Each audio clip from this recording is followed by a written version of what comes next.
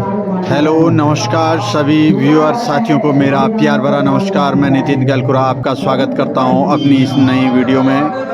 और आप सभी देख रहे हैं इस समय मैं हूं अपर्णा देवी मंदिर, उपरे देवी मंदिर नौटी मैठाणा में, जहां चल रहा है देवी भागवत। इसलिए तो जब मृत्यु लोक में जन्म लोगी अपने गर्भ से हमें जन्म देना और पैदा होते ही हमें जल में डुबो देना। धीरे धीरे समय व्यतीत हुआ, गंगा ने कहा ठीक है। इधर जो महाविष थे उनका जन्म हुआ।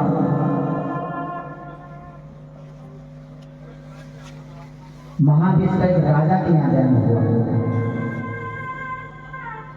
राजा के यहाँ जन्म होने से राजकुमार पैदा होते ही राजकुमार बन जाता है। एक ही पुत्र था। बड़े हुए राजकुमार वन में गए शिकार खेलने के लिए। इधर गंगा ने भी जल से जन्म उत्पन्न किया, सुंदर रूप धारण किया। और जहाँ महाविष, इधर इनका नाम शांतनु पड़ा था। शांतनु नाम के राजा, शांतनु नाम के राजा को देख करके गंगा मोहित होगी, दोनों में विवाह हो गया गंधर्व रीति से। शांतनु गंगा पे इतने आसक्त थे कि कहा कि मैं तुम्हें विवाह करना चाहता हूँ। गंगा ने कहा कि मैं मुझे मंजूर है, पर मेरी कुछ शर्तें हैं। अगर मेरी शर्तों को आप मानते हैं तो मैं आपकी पत्नी बनने के लिए तैयार हूँ। शांतनु का आदमी का जो तुम कहोगी मैं वो करूँगा। कहा तो मुझे कभी ऊंची आवाज में मेरे सामने बात नहीं करोगे, जो गाली में करोगी मुझे कभी रोकोगे नहीं। जैसा मैं चाहूंगी वैसा मैं करूँगा। जिस दिन तुमने मुझे रोका उसी दिन मैं तुम्हें छोड़ करके चली जाऊंगा। शांतनु का मुझे मंजूर है।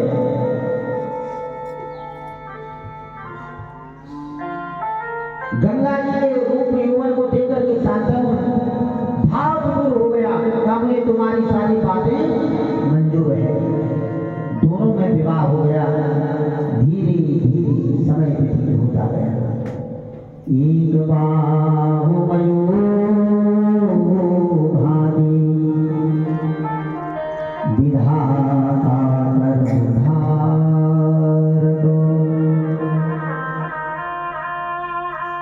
धीरे धीरे समय व्यतीत हुआ। गंगा के गर्भ से एक पुत्र का जन्म हुआ। गंगा ने पैदा होते ही उस पुत्र को जल में डाल दिया, वो मर गया। जो 8 पशु मैंने अभी आपको बताया उनमें से एक पशु का जन्म हुआ। शांतनु देखते रहे, उन्होंने कुछ नहीं कहा। 1 साल के बाद दूसरा पुत्र उत्पन्न हुआ, उसे भी गंगा ने जल में डाल दिया। गंगा ने 7 पुत्र, धीरे धीरे हर एक वर्ष में 7 पुत्रों का जन्म हुआ। जन्म होते ही 7 पुत्रों को जन्म डूब दिया।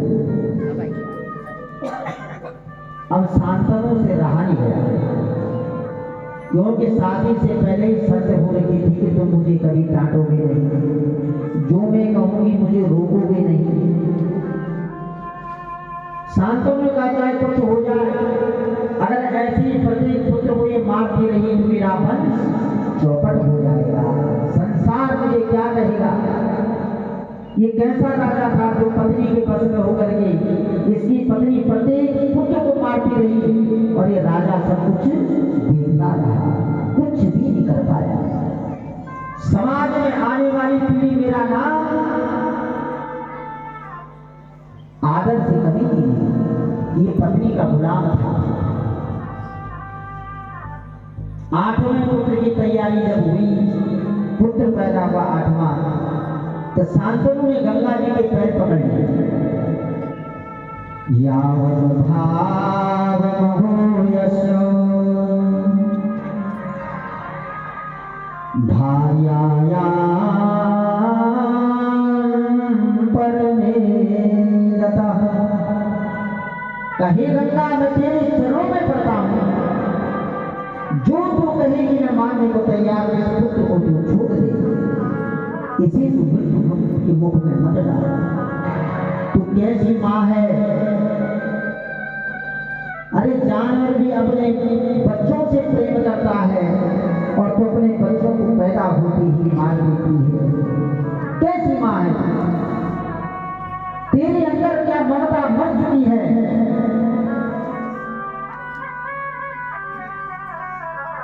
बहुत कुछ बातें शांतनु ने कही। कहा मैं तेरे पैर पड़ता हूं, परंतु तू भले मुझे छोड़ के आप चले जा, और मेरे इस पुत्र को तू मारी नहीं।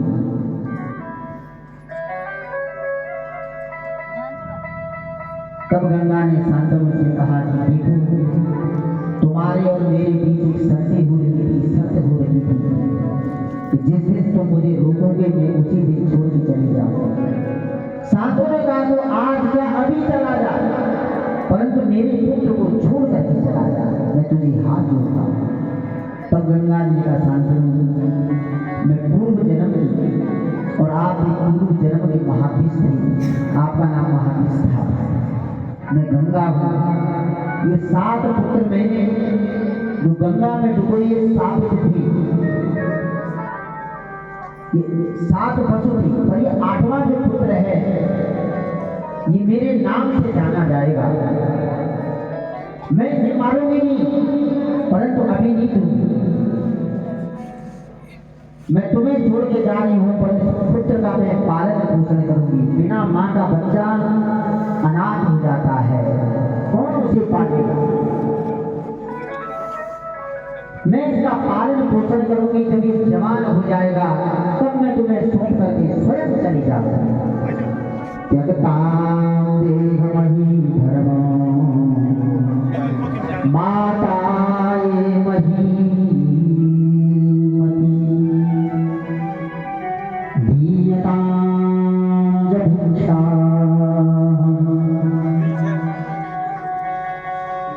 देवं परमेश्वर।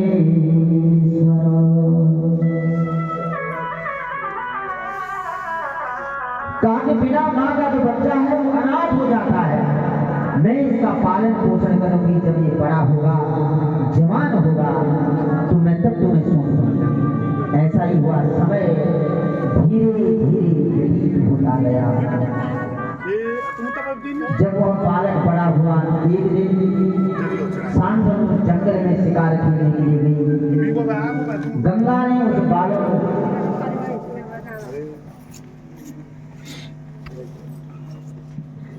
धनुर्विद्या सिखाई,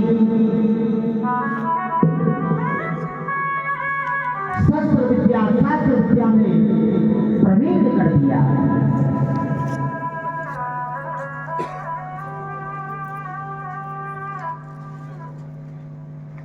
ऐसी धनुर्विद्या सीखी, एक बाण से हजारों बाण निकल जाते थे। उन्हीं का नाम पड़ा भीष्म। शांतनु ने देखा कि कौन बालक है, इतना प्रवीण है शस्त्र चलाने में।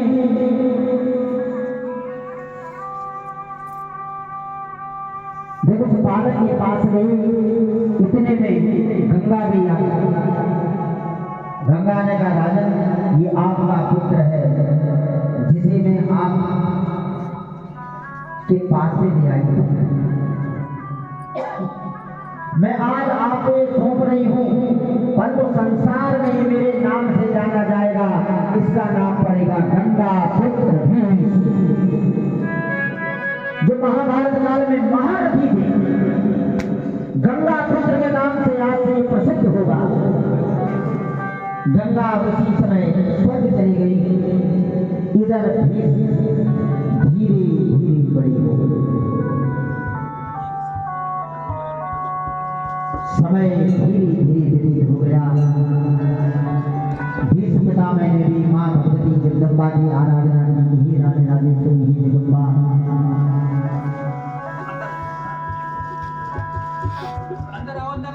शांतनु ने जब पत्नी छोड़ करके विरह सहा नहीं गया। रात दिन चिंता में रहते थे कि पत्नी के विरह में रह नहीं सकता। नीच नीच महाभार्यां मेघो ये महीपति। जिस प्रकार से बिना पानी के बादल मेघ सूखे रहते हैं, उनका कोई महत्व नहीं होता। जब जल बरसता है तभी सृष्टि से अन्न उत्पन्न होता है। उसी प्रकार से राजा शांतनु निरस जीवन बिना पत्नी के विरह में भटक रहे। एक दिन भटकते भटकते गंगा के किनारे पहुंची यमुना।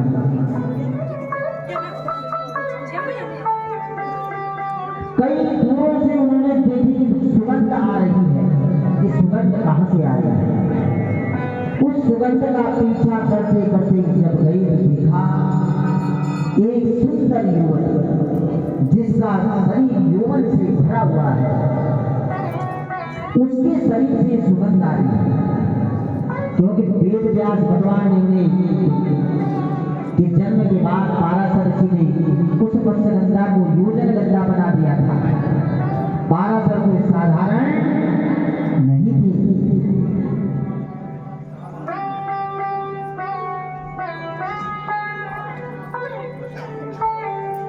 जिसका नाम सत्यवती था।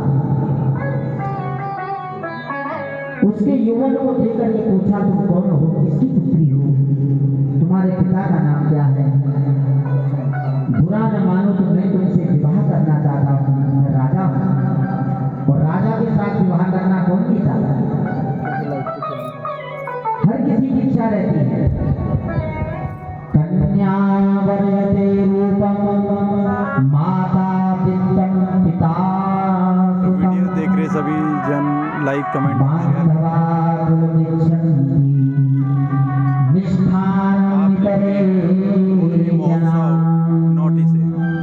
पति कन्या चाहती है कि मेरा पति देखने में सुंदर हो, रूप से भरा हो, स्मार्ट हो।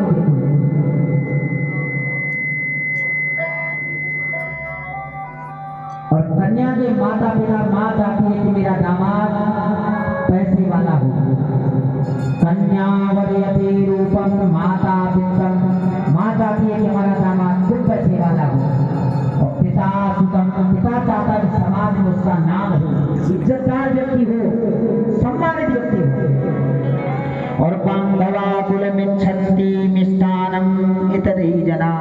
और रिश्तेदार तो आते हैं शादी में, अच्छे अच्छे पकवान मिलने चाहिए, खा पी करके चले भी जाएंगे और बाद में नाम में रखेंगे ये नहीं था, वो नहीं था, ऐसा था, वैसा था।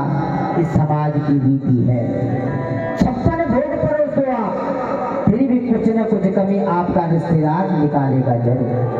बाहर वाला नहीं करेगा, अपना ही। इसलिए कन्या वरयते रूपम माता वित्तम पिता सुतम बांधवा कुलमिच्छन्ति मिष्ठान्नम इतरे जना। सत्यवती भी राजा से मोहित तो हो गई, पर मर्यादा में बंधी हुई है। नाव चलाने वाले की बेटी है, गरीब की बेटी है, अपनी मर्यादा तो वो जानती है। राजा से कहा, राजन मैं पराधीन हूं, अभी मैं अपने पिता के अधीन हूं। जैसे मेरे पिता चाहेंगे वैसा होगा। मैं इतनी स्वतंत्र नहीं हूं कि तुम्हारे साथ में विवाह कर दूं। जैसे आजकल हो रहा कि लड़की भाग जा रही है, जो पसंद आए उसके साथ चली जा रही है, भले बाद में पश्चाताप करें। क्योंकि जो माता पिता अपने पुत्र के लिए पुत्री के लिए कर सकते हो, कोई नहीं कर सकता।